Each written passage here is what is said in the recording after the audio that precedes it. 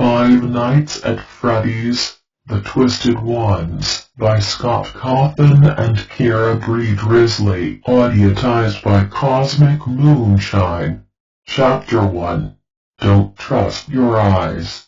Dr. Treadwell walked back and forth across the platform at the front of the auditorium. Her steps were slow and even, almost hypnotic. Your eyes deceive you every day, filling in the blanks for you in a world of sensory overload. An image of dizzying geometric detail lit up the canvas screen behind her. When I say sensory overload, I mean that quite literally. At every moment, your senses are receiving far more information than they can process all at once, and your mind is forced to choose which signals to pay attention to. It does that based on your experiences and your expectation of what is normal. The things we are familiar with are the things we can, for the most part, ignore. We see this most easily with olfactory fatigue. Your nose ceases to perceive a smell when you've been around it for a while. You may be quite thankful for this phenomenon, depending on the habits of your roommate. The class tittered dutifully, then became quiet as the image of another multicolored design flashed onto the screen. The professor gave a hint of a smile and continued.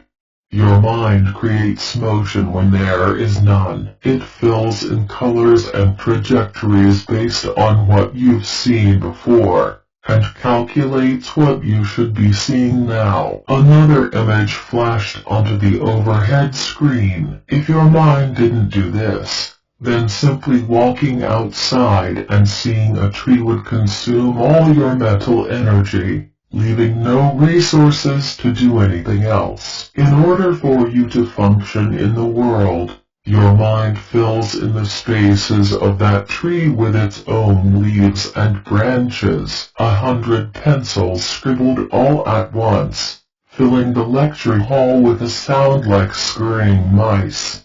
It's why when you enter a house for the first time you experience a moment of dizziness. Your mind is taking in more than usual. It's drawing a floor plan, creating a palette of colors, and saving an inventory of images to draw on later, so you don't have to go through that exhausting intake every single time. The next time you enter that same house, you'll already know where you are.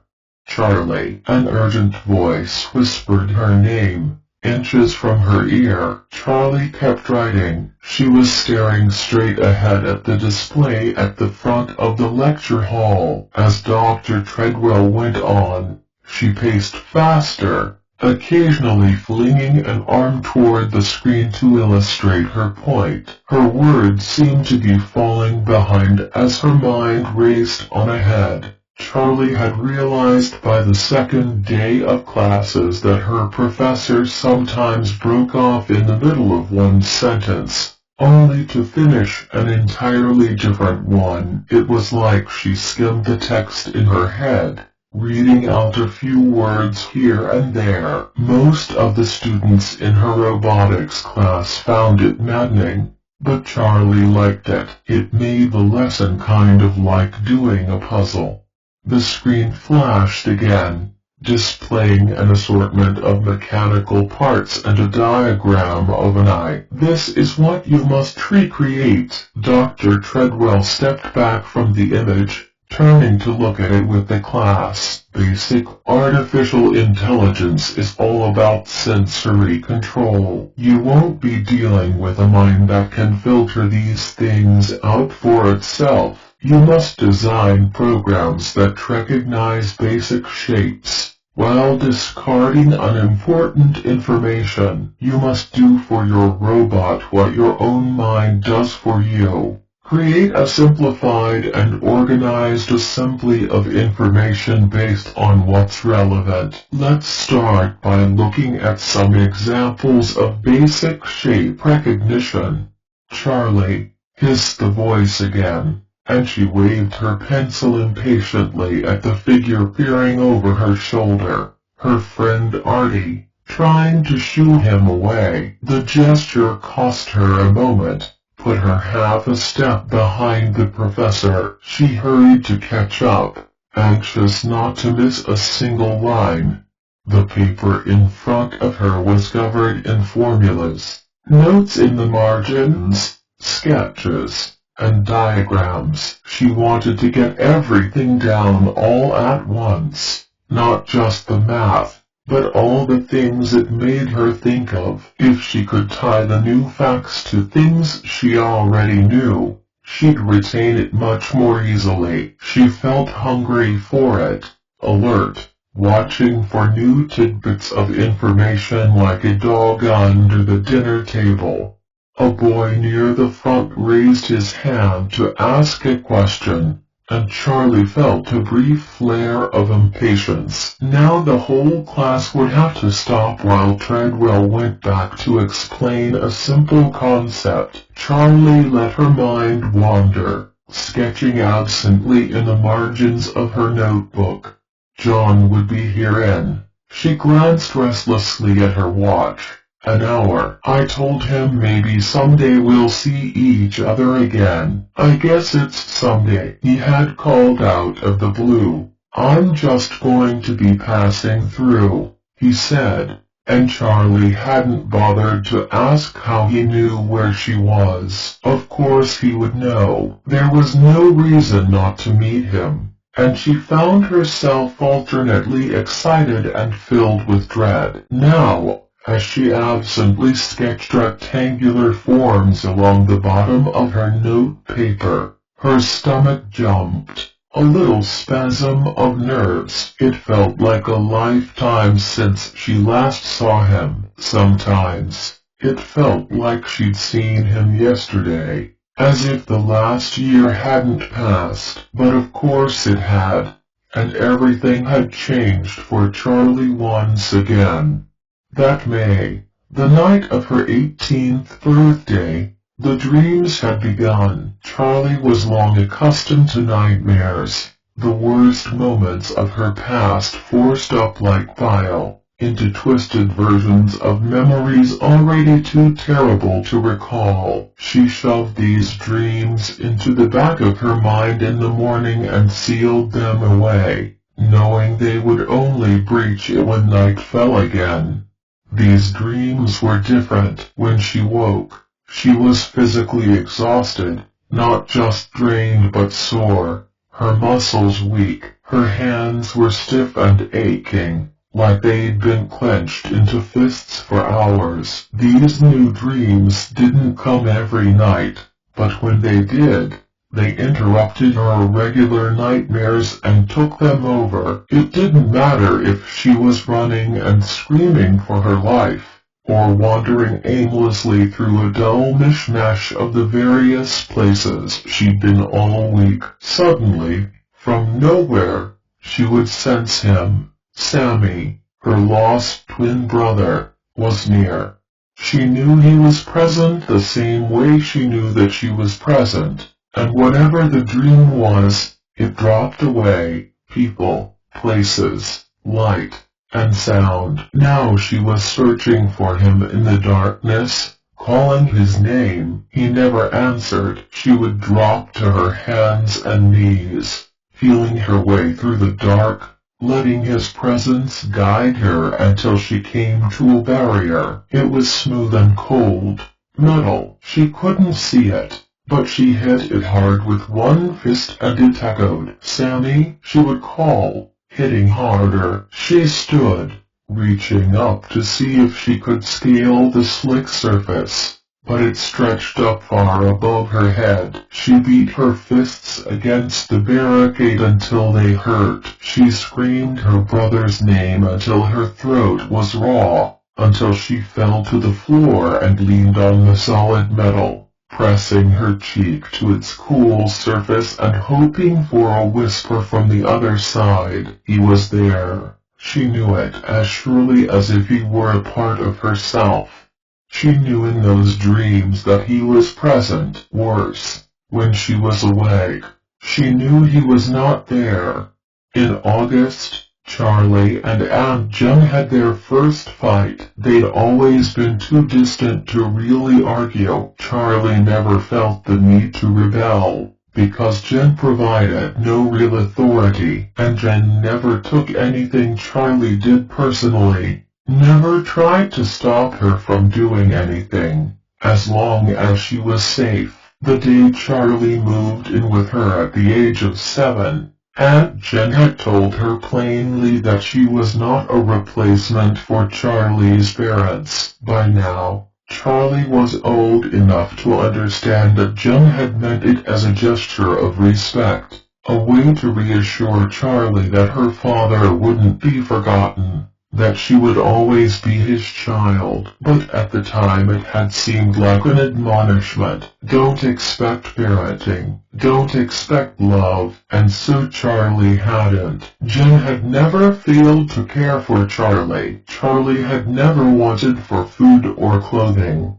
and Jen had taught her to cook, to take care of the house, to manage her money, and to fix her own car. You have to be independent, Charlie. You have to know how to take care of yourself. You have to be stronger than. She cut herself off. But Charlie knew how the sentence ended. Than your father.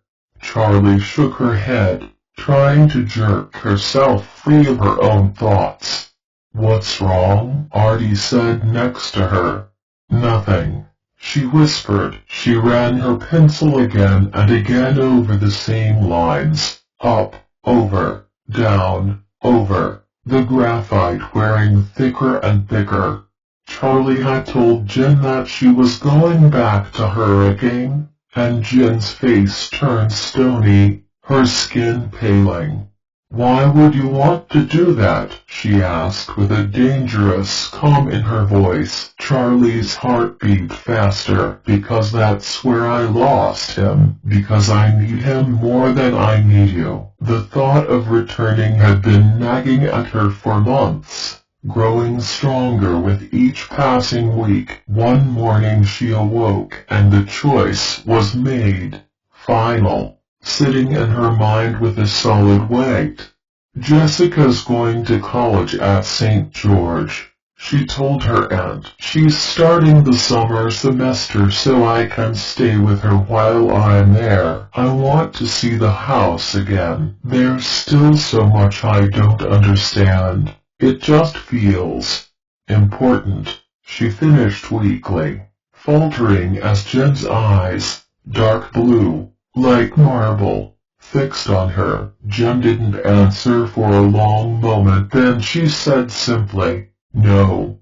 Why not? Charlie might once have said, you let me go before, but after what happened last year, when she and Jessica and the others went back to Freddy's and discovered the horrifying truth behind the murders at her father's old pizzeria, things had changed between them. Charlie had changed. Now she met Jen's gaze, determined. I'm going, she said, trying to keep her own voice steady. Then everything exploded. Charlie didn't know which of them started shouting first, but she screamed until her throat was fiery and sore, hurling at her aunt every pain she'd ever inflicted, every hurt she had failed to prevent. Jen shouted back that she only ever meant to care for Charlie, that she had always done her best, flinging reassuring words that somehow dripped with poison. I'm leaving, Charlie screamed with finality. She started for the door, but Jen grabbed her arm, yanking her violently back. Charlie stumbled, almost falling before she caught herself on the kitchen table, and Jen let her hand drop with a shocked expression. There was silence, and then Charlie left. She packed a bag, feeling as if she had somehow diverged from reality. into an impossible parallel world. Then she got in her car and drove away. She didn't tell anyone she was going. Her friends here were not close friends. There was no one she owed an explanation. When Charlie got to her again, she'd intended to go straight to her father's house, to stay there for the next few days until Jessica arrived on campus. But as she reached the city limits, something stopped her. "I can't," she thought. "I can't ever go back." She turned the car around, drove straight to St. George, and slept in her car for a week. It was only after Charlie knocked, and Jessica opened the door with a startled expression, that Charlie realized that she'd never actually mentioned her plans to Jessica, on whom they all depended. She told her everything, and Jessica, hesitantly, offered to let her stay. Charlie had slept on the floor the rest of the summer, and as the fall semester approached, Jessica didn't ask her to leave. "It's nice to have someone who knows me here," she had said, and uncharacteristically, Charlie hugged her. Charlie had never cared about high school. She never paid much attention in her classes, but A's and B's came easily for her. She had never really thought about liking or disliking her subjects, though sometimes one teacher or another would make her feel a spark of interest for a year. Charlie hadn't thought much beyond the end of the summer, but as she idly flipped through Jessica's course catalog and saw advanced courses in robotics, something clicked into place. St. George was among the colleges she'd been accepted into earlier that year, though she hadn't really intended to go to any of them. Now, however, she went to the administrative office and pleaded her case until she was allowed to enroll, despite having missed the deadline by months. "There's still so much I don't understand," Charlie wanted to learn, and the things she wanted to learn were very specific. Of course there were things she had to learn before a robotics course would make any sense at all. Math had always been straightforward, functional, sort of like a game to Charlie. You did the thing you were supposed to do and got the answer. But it had never been a very interesting game. It was fun to learn something new, but then you had to keep doing it for weeks or months, bored out of your skull. That was high school. But in her first calculus class, something had happened. It was as if she'd been laying bricks for years, forced to work slowly, seeing nothing but her mortar and her trowel. Then suddenly someone pulled her back a few steps and said, "Here, look, you've been building this castle. Go play inside."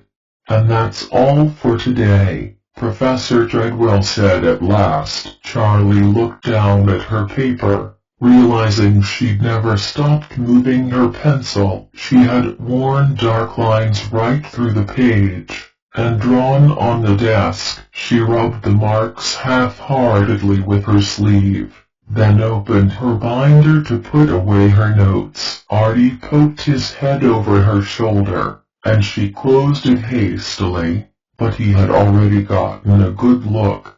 "What is that? A secret code? Abstract art?"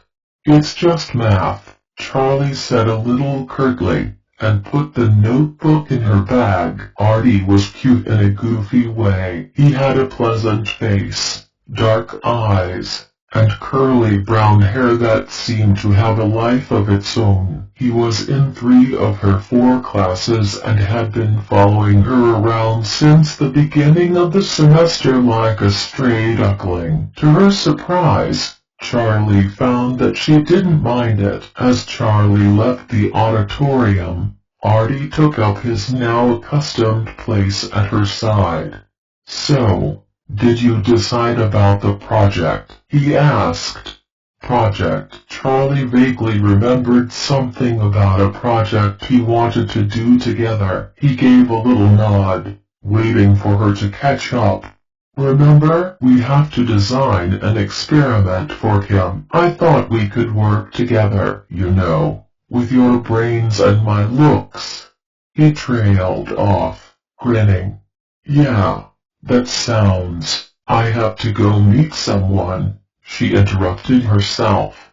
You never meet anyone, he said, surprised, blushing bright red as soon as the words were out of his mouth. I didn't mean it that way. Not that it's any of my business. But, who is it? He gave a broad smile.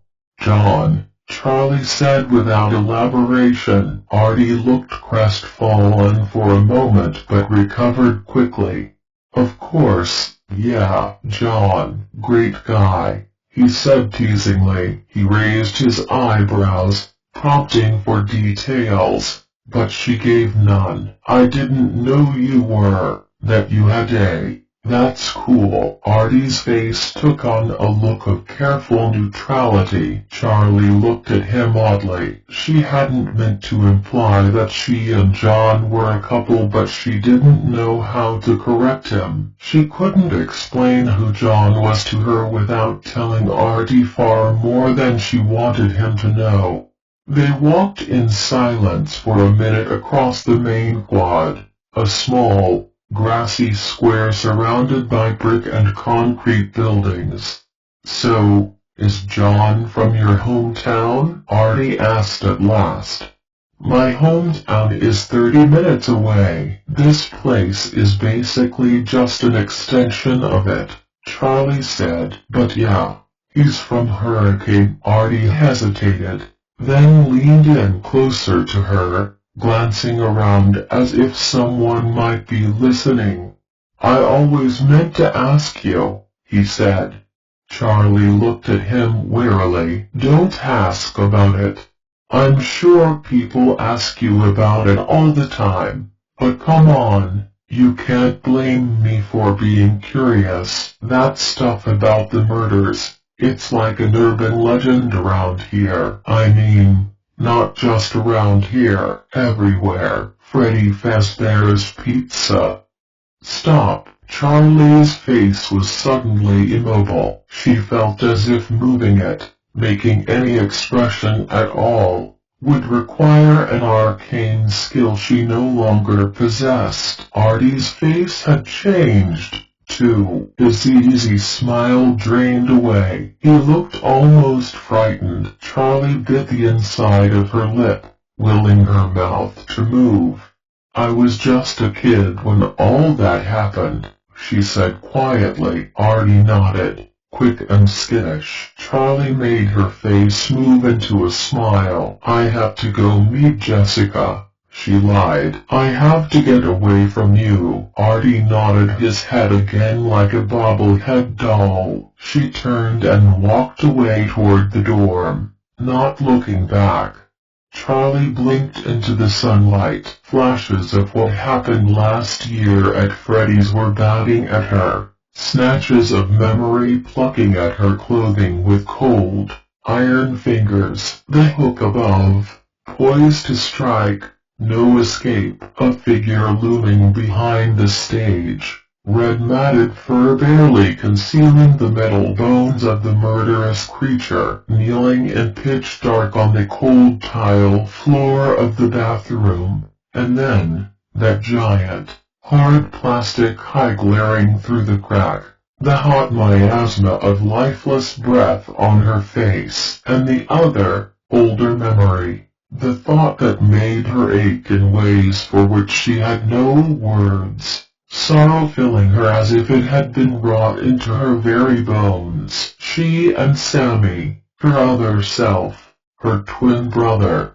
were playing their quiet games in the familiar warmth of the costume closet. Then the figure appeared in the doorway, looking down on them. Then Sammy was gone, and the world ended for the first time.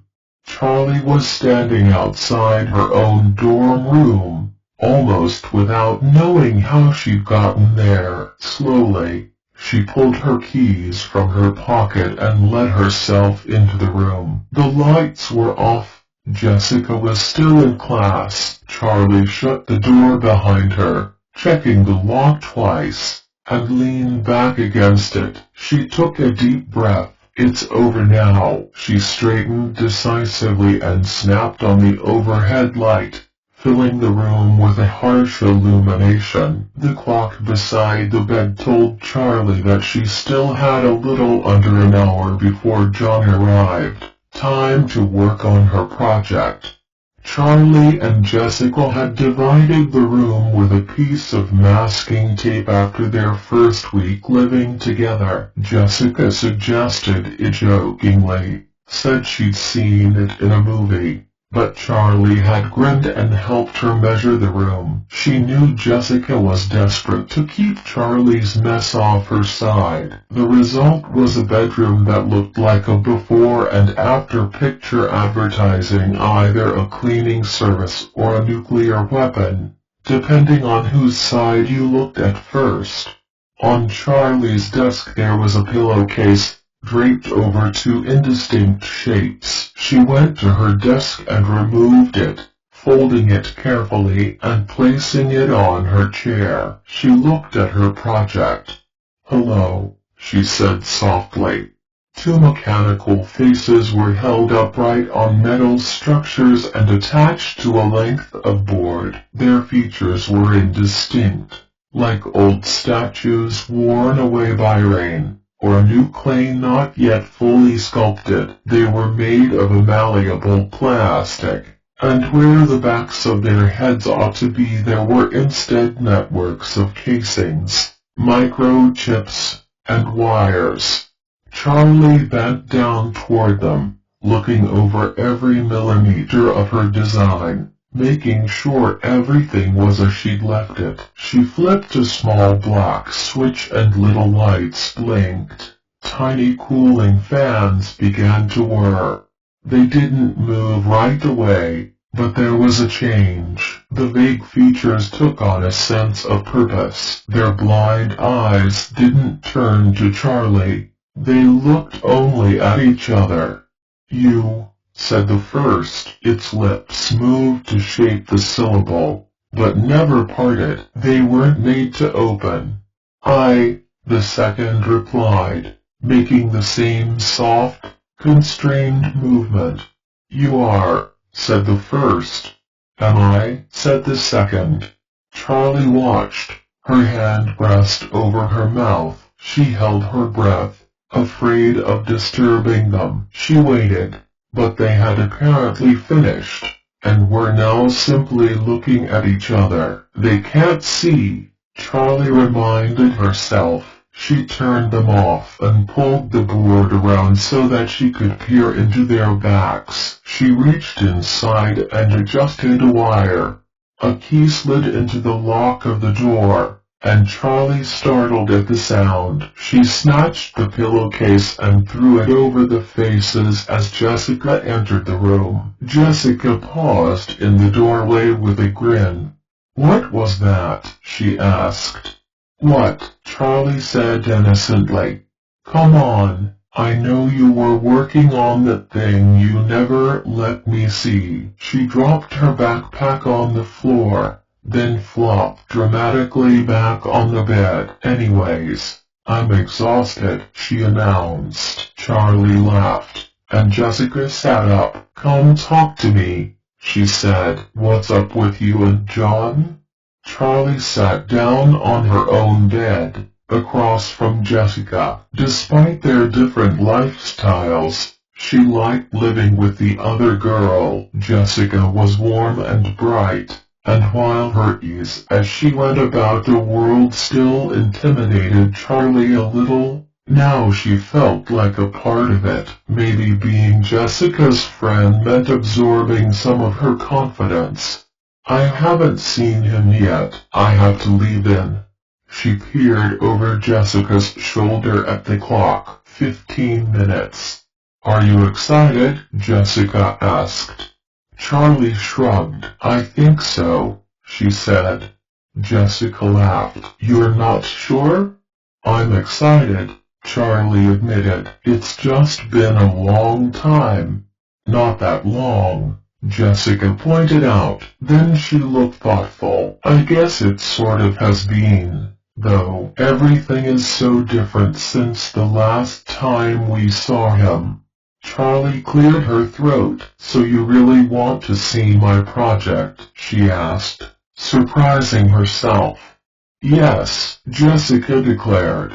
Springing up from the bed, she followed Charlie to her desk. Charlie switched on the power, then flung off the pillowcase like a magician. Jessica gasped and took an involuntary step back. "What is it?" she asked, her voice cautious. But before Charlie could answer, the first face spoke.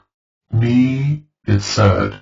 "You," the other replied, and they both fell silent again. Charlie looked at Jessica. Her friend had a pinched expression, like she was holding something tightly inside. The second face said. Charlie hurried to switch them off. "Why do you have that look on your face?" she said.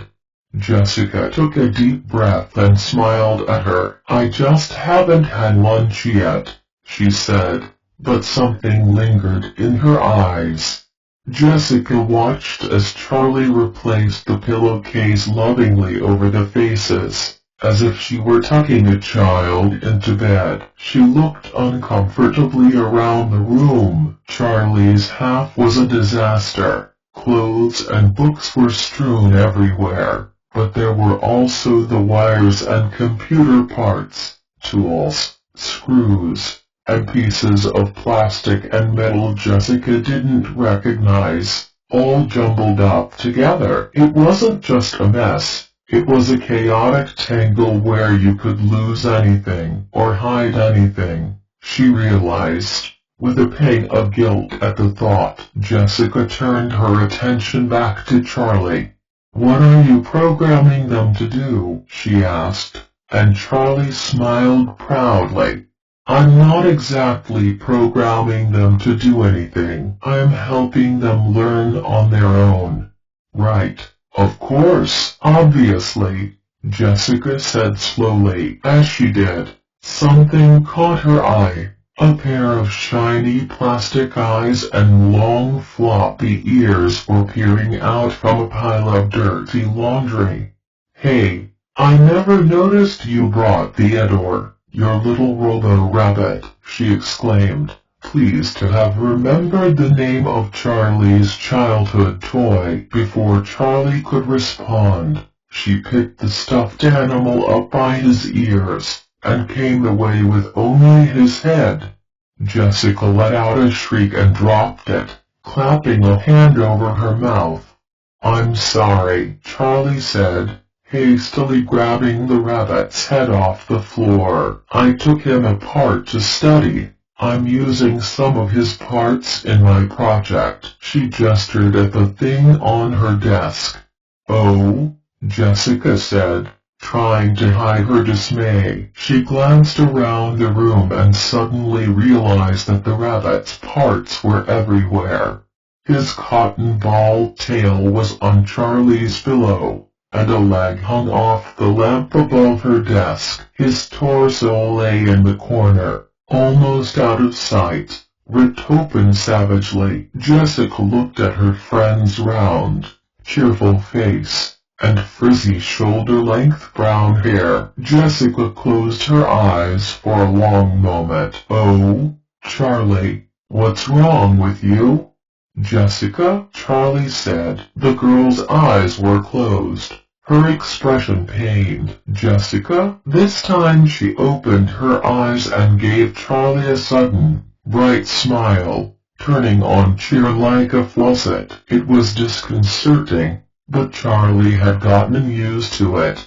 Jessica blinked hard, like she was resetting her brain. "So, are you nervous about seeing John?" she asked. Charlie thought for a moment. "No, I mean, why should I be? It's just John, right?" Charlie tried to laugh, but gave up. Jessica, I don't know what to talk about, she burst out suddenly. What do you mean? I don't know what to talk about with him, Charlie said. If we don't have something to talk about, then we'll start talking about what happened last year, and I just can't. Right, Jessica looked thoughtful. Maybe he won't bring it up, she offered. Charlie sighed, glancing back at her covered experiment with longing. Of course he will. It's all we have in common. She sat down heavily on her bed and slumped over. Charlie, you don't have to talk about anything you don't want to talk about, Jessica said gently. You can always just cancel on him. But I don't think John's going to put you on the spot. He cares about you. I doubt what happened in Hurricane is what's on his mind. What does that mean? I just mean. Jessica gingerly pushed aside a pile of laundry and sat next to Charlie, placing a hand on her knee. I just mean that maybe it's time that you both move past that, and I think John is trying to. Charlie looked away and stared fixedly at Theodore's head, face down on the floor. You mean, get over it? How do I even begin? Jessica's voice softened. This can't be your whole life anymore. I know, Charlie sighed. She decided to change the subject. How was your class? Anyway, Charlie wiped her eyes, hoping Jessica would take the hint.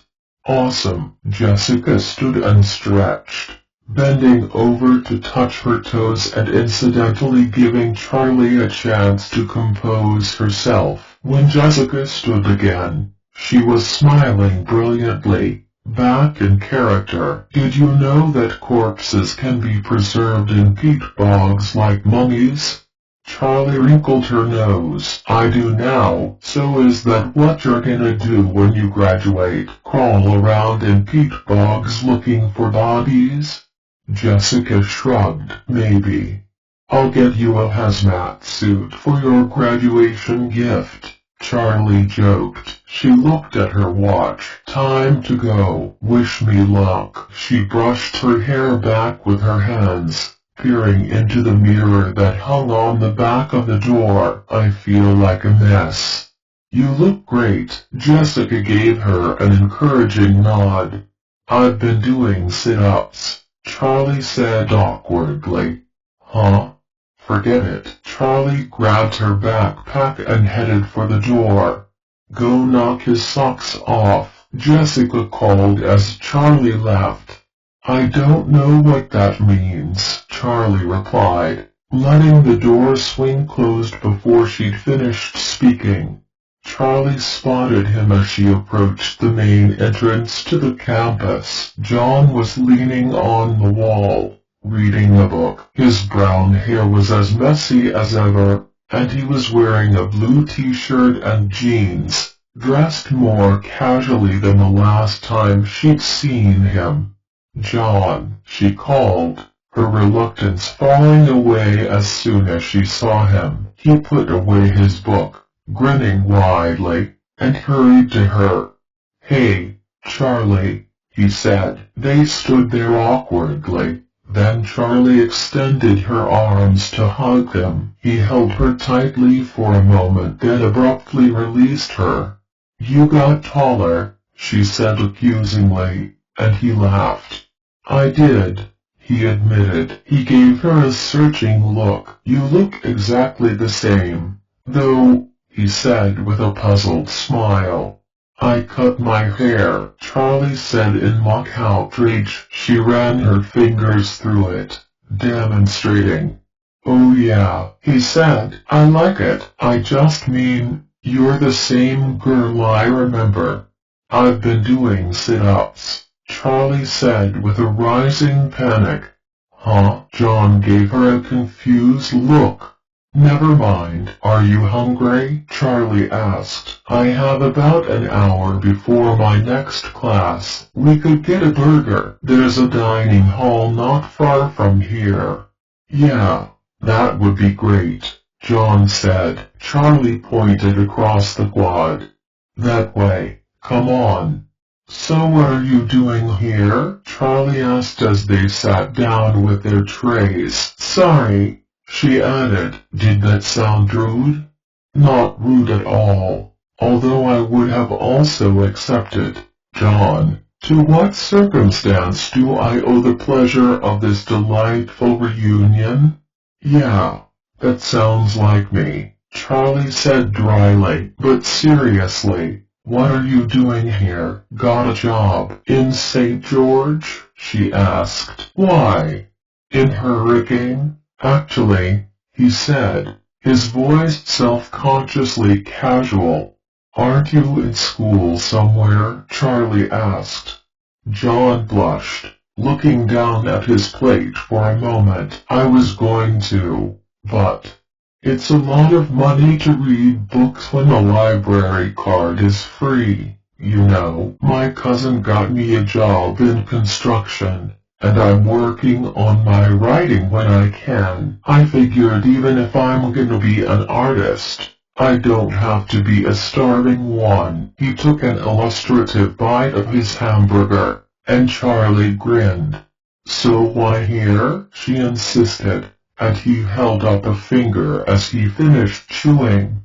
The storm, he said. Charlie nodded. The storm had hit Hurricane before Charlie came to St. George, and people talked about it in capital letters. The storm. It wasn't the worst the area had ever seen, but it was close. A tornado had risen up from nowhere and ripped through whole towns, razing one house to the ground with sinister precision, while leaving the one next to it untouched. There hadn't been much damage in St. George, but Hurricane had seen real destruction. How bad is it? Charlie asked, keeping her tone light. You haven't been? John said incredulously, and it was Charlie's turn to look awkwardly away. She shook her head. It's bad in places, he said, mostly on the outskirts of town. Charlie, I assumed you'd been. He bit his lip. What? Something about his expression was worrying her. Your dad's house. It was one of the ones that got hit, he said. Oh, something leaden was growing in Charlie's chest. I didn't know. You really didn't even go back to check? I didn't think of it, Charlie said. That's not true. She'd thought 1,000 times of going back to her father's house, but it had never occurred to her that the house might have been hit in the storm. In her mind, it was impregnable, unchanging. It would always be there, just as her father had left it. She closed her eyes and pictured it. The front steps sagged in disrepair, but the house itself stood like a fortress, protecting what was inside. Is it gone? Charlie asked, the words faint. No, John said quickly. No, it's still there. Just damaged. I don't know how much. I just drove by. I didn't think I should go there without you. Charlie nodded, only half listening. She felt far away. She could see John, hear him, but there was a layer of something between them, between her and everything else, everything but the house itself. I would have thought. Didn't your aunt tell you what happened? John asked. I have to get to class, Charlie said. It's that way. She gestured vaguely. Charlie, have you been okay? She didn't look at him, and he placed his hand over hers. She still couldn't look up. She didn't want him to see her face. Okay, she repeated, then slipped her hand out from under his and shrugged her shoulders up and down. like she was trying to get something off her back. "I had my birthday," she offered, and she finally leveled her gaze to meet his. "I'm sorry I missed it," John said. No, that's not." She tipped her head from side to side, as if she could level out her thoughts. "Do you remember how I had it when?" "What?" John sounded puzzled. "Of course I do. I'm sorry, Charlie. Is that what you meant about your birthday?" She nodded, making tiny motions. John held out his hand again, and she took it. She could feel his pulse through his thumb. "Ever since we left Hurricane, you know how twins are supposed to be connected, have some kind of special bond?" "Sure," he said.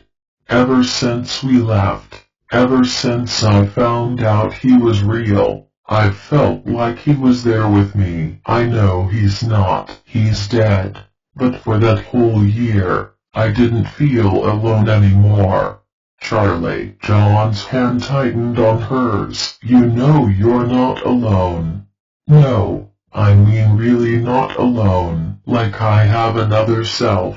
Someone who's a part of me and is always with me. I've had these feelings before, but they came and went, and I didn't pay much attention to them. I didn't know they meant something. Then when I learned the truth, and those memories started coming back to me, John, I felt whole in a way I don't even know how to describe." Her eyes began to fill with tears and she pulled her hand back to brush them away. "Hey," he said softly, "it's okay. That's great, Charlie. I'm glad you have that." No, that's the thing. I don't." She met his eyes, desperate for him to understand what she was so awkwardly trying to say. "He's disappeared. That sense of completeness is gone." "What?" "It happened on my birthday. I woke up and I just felt," she sighed, searching. "There wasn't a word for it." "Alone," John said. "Incomplete." She took a deep breath, pulling herself back together. "But the thing is, it's not just loss. It's like he's trapped somewhere. I have these dreams where I can feel him on the other side of something. Like he's so close to me, but he's stuck somewhere. Like he's in a box, or I'm in a box. I can't tell." John stared at her, momentarily speechless. Before he could figure out what to say, Charlie stood abruptly. "I need to leave." "Are you sure? You haven't even eaten," he said. "I'm sorry," she broke off. "John, it's so good to see you." She hesitated, then turned to walk away, possibly for good. She knew she'd disappointed him. "Charlie, would you like to go out with me tonight?" John's voice sounded stiff, but his eyes were warm. "Sure, that would be great," she said, giving a half smile. "Don't you have to get back to work tomorrow, though?"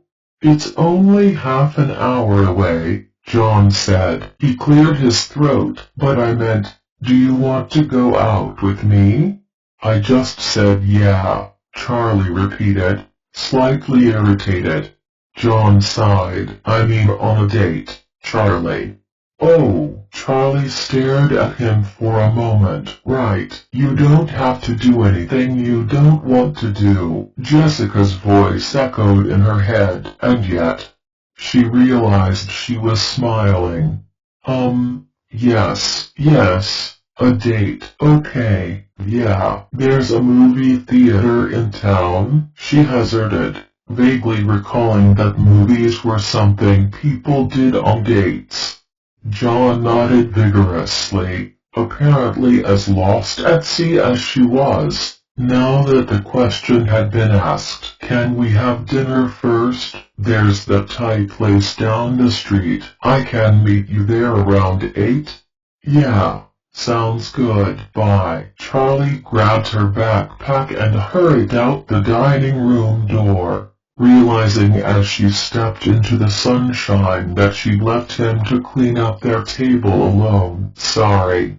As Charlie headed across the quad to her next class, her step grew more purposeful. This was a basic computer science class. Writing code wasn't as exciting as what Dr. Treadwell taught, but Charlie still liked it. It was absorbing. Detailed work. A single error could ruin everything. Everything? She thought of her impending date. The idea that a single error could ruin everything suddenly carried an awful weight.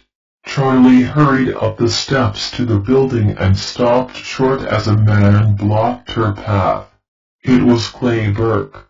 Hey, Charlie, he smiled, but his eyes were grave. Charlie hadn't seen Hurricane's chief of police, her friend Carlton's father, since the night they'd escaped Freddy's together. Looking now at his weathered face, she felt a rush of fear.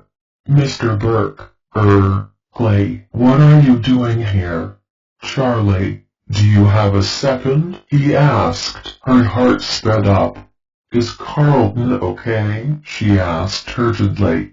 Yes, he's fine, Burke assured her. Walk with me. Don't worry about being late. I'll give you a note for class. At least, I think an officer of the law has authority to do that. He winked. But Charlie didn't smile. Something was wrong. Charlie followed him back down the stairs. When they were a dozen feet from the building, Burke stopped and met her gaze, as if he were looking for something. Charlie, we've found a body, he said. I want you to take a look at it. You want me to look at it? I need you to see it. Me, she said, the only thing she could. Why, does it have to do with Freddy's? I don't want to tell you anything until you've seen it, Burke said. He started walking again, and Charlie hurried to keep up with his long stride. She followed him to the parking lot just outside the main gate, and got into his car without a word. Charlie settled into her seat, a strange dread stirring within her. Clay Burke glanced at her and she gave a sharp, quick nod. He pulled the car out onto the road, and they headed back to Hurricane.